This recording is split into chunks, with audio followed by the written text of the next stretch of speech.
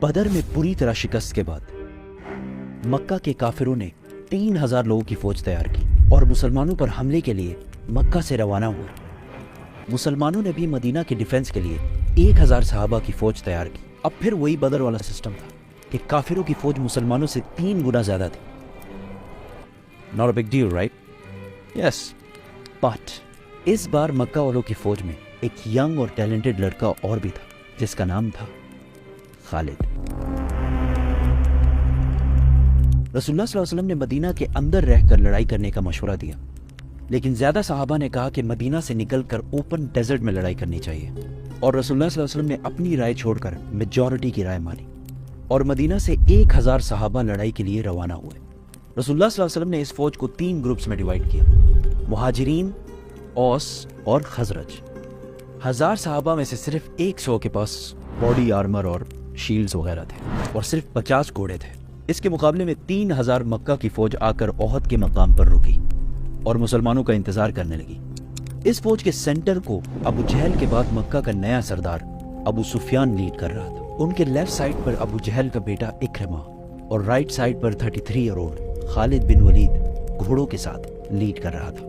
مکہ کے 3000 فوجیوں سے لڑنے کے لیے جب 1000 صحابہ احد پہنچے، عبداللہ بن ابی سب سے بڑا منافق نے کہا کہ ہم تو نہیں لڑیں گے بھائی، یہ تو خودکشی ہے۔ عبداللہ بن ابی اور اس کے 300 ساتھی مسلمانوں کی فوج سے الگ ہو گئے۔ یہ ایک پری پلانڈ سازش تھی یا جو بھی تھا۔ اب مسلمان صرف 700 رہ گئے اور ان کے سامنے 3000 کی فوج کھڑی تھی۔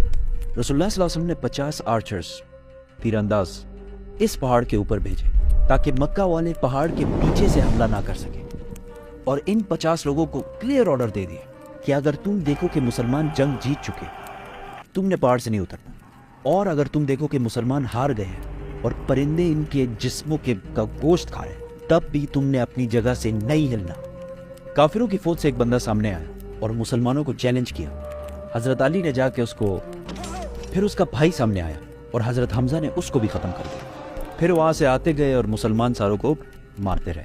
اسی کے ساتھ دونوں فوجوں نے حملہ کر دیا۔ پہلے لڑائی تھوڑی سخت ہوئی، لیکن آہستہ آہستہ صحابہ ان کو کرش کرتے گئے اور مکہ والے حوصلہ ہارنے لگے اور تھوڑی سی لڑائی کے بعد بدر کی طرح میدان سے بھاگنے لگے۔ کلیئرلی یہ لگ رہا تھا کہ مسلمان جنگ جیت چکے، اسی لیے پہاڑ پر کھڑے 50 آرچرز میں سے 41 جیت کی ایکسائٹمنٹ میں پہاڑ چھوڑ کر مال اکٹھا کرنے کے لیے نیچے اتر گئے، اور پہاڑ کے اوپر صرف 9 تیر انداز رہ گئے، اور ایگزیکٹ اسی ٹائم کا خالد بن ولید انتظار کر رہے۔ جیسے ہی وہ نیچے اترے، خالد اپنے گھڑ سواروں کو لے کر پہاڑ کے پیچھے سے لائٹننگ سپیڈ کے ساتھ بڑھے۔ اب the game was completely changed۔ مسلمان جیتی ہوئی جنگ کے بجائے 2 فوجوں کے درمیان میں پھنس گئے تھے، اور آہستہ آہستہ بہت سارے صحابہ شہید ہونے لگے، اور مسلمانوں کے مین جنرل حضرت حمزہ کو ایک حبشی غلام وحشی نے شہید کر دیا۔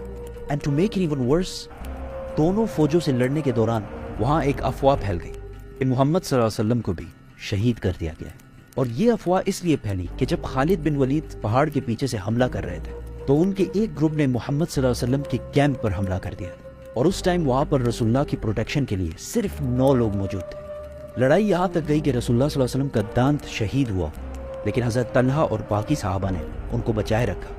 9 ڈیفینڈرز میں سے 7 جب شہید ہوئے تو کافروں کو لگا کہ انہوں نے رسول اللہ کو بھی شہید کر دیا، کیونکہ انہوں نے مصعب بن عمیر کو شہید کیا تھا، جن کی صورت رسول اللہ صلی اللہ علیہ وسلم سے بہت ملتی جلتی تھی۔ اتنے میں مسلمانوں کی فوج کسی طرح وہاں سے نکل کر پیچھے ہٹی اور رسول اللہ صلی اللہ علیہ وسلم کو پروٹیکٹ کر کے پہاڑ کے اوپر لے گئی، اور پہاڑ کے اوپر دوبارہ فارمیشن بنائی اور لڑائی کے لیے بالکل ریڈی ہو گئی۔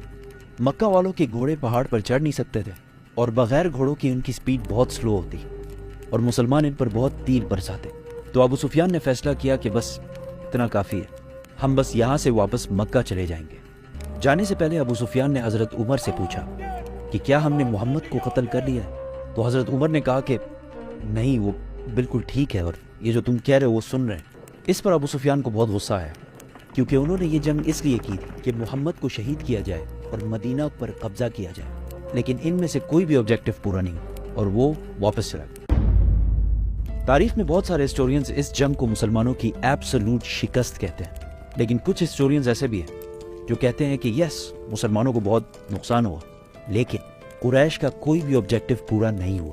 اس جنگ سے مسلمانوں کو بہت نقصان ہوا، لیکن ایک چیز مسلمانوں نے اس سے سیکھی کہ جنگ کے دوران کبھی بھی اپنے لیڈر کے آرڈر کے خلاف نہیں جانا، اور پھر آنے والے سالوں میں بڑے بڑے سپر پاورز کے ساتھ ان کی لڑائی میں کبھی بھی مسلمانوں نے کسی بھی لیڈر کی خلاف ورزی نہیں کی۔ مکہ کی فوج واپس تو چلی گئی، لیکن اس بار ابو سفیان نے پورے عرب سے 10,000 کی فوج جمع کر کے مسلمانوں پر حملے کی تیاری شروع کر دی۔